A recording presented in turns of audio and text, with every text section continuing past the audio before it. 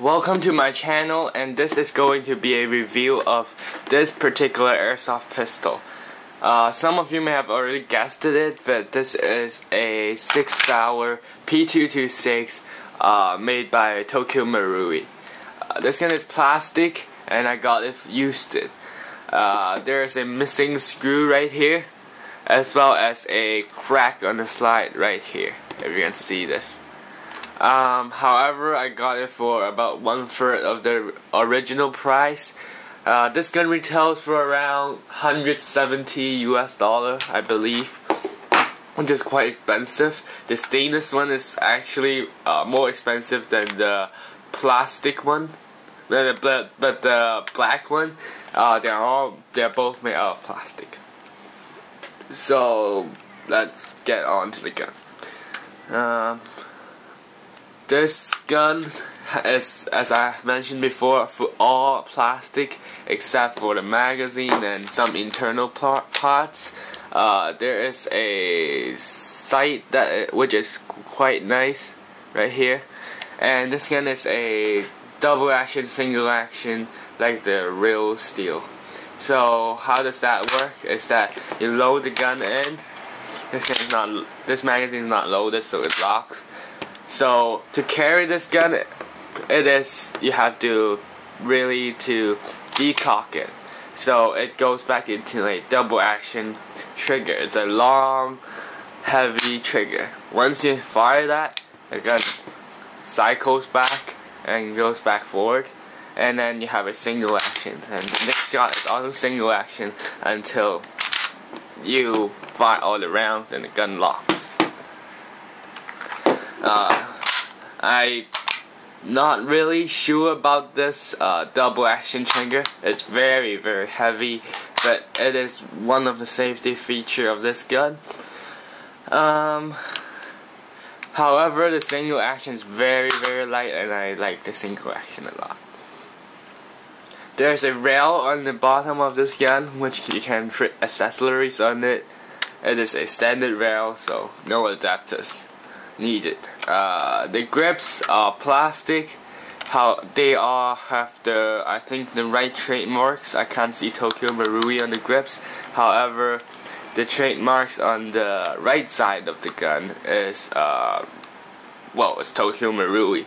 It says all the company information, and the left side of the gun is I believe is correct. Whether this real steel exists, a p226 stainless, is a yes and a no, because there is a stainless p226, but it has the beaver tail, like right up here. Tokyo Marui is coming out with a new p226, which is the E2 version, which has a beaver tail, the short trigger, and a slimmer grip.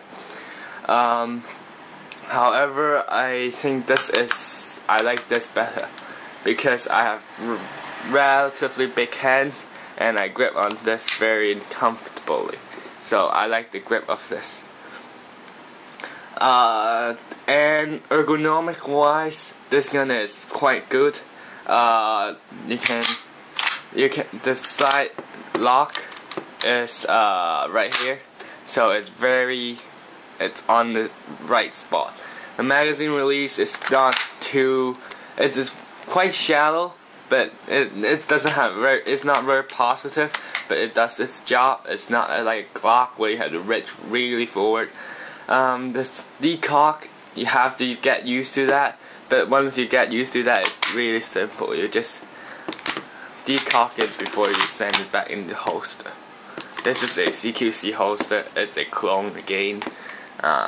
It is 1/3 the price, so why not? To disassemble the gun, you have to cock the slide back. You have to do this, and then cock the slide back. You rotate the lever like the real one, then it comes out. It's quite simple, like really kind of like a Glock. However, the similarity doesn't exist anymore. There's no captive recoil spring, which I like because it's way simpler. And you can take this recoil spring and spring guide out. Then comes the outer barrel, like most of the pistol. You can, however, get the inner barrel out pretty easily, like this. The hop-up adjustment is right here, quite self-explanatory. It's quite hard to get, it takes time to get used to get the spring guide back in. Line this up too. Then, yeah. It sometimes doesn't work, this thing is quite weird. Now to get it back in there.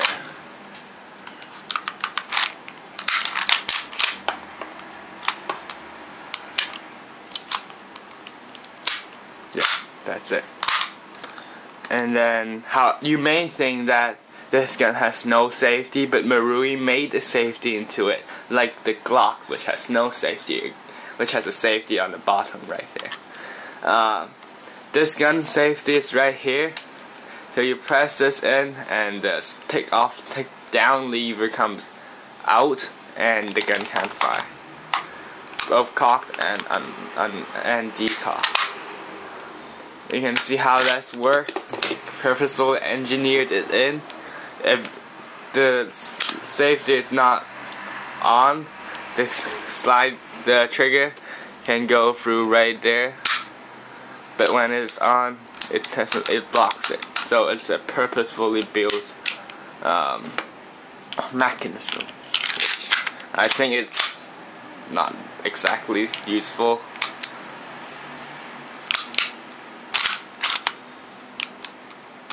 Hate getting. Don't know why, it just doesn't work. Try to make a video.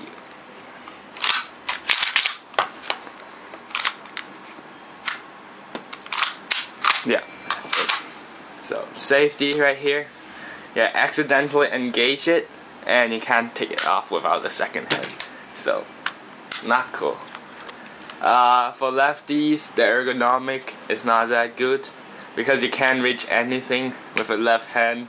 You can a little bit and mag release with a trigger finger, and you can't decock. It's not even ergonomically possible.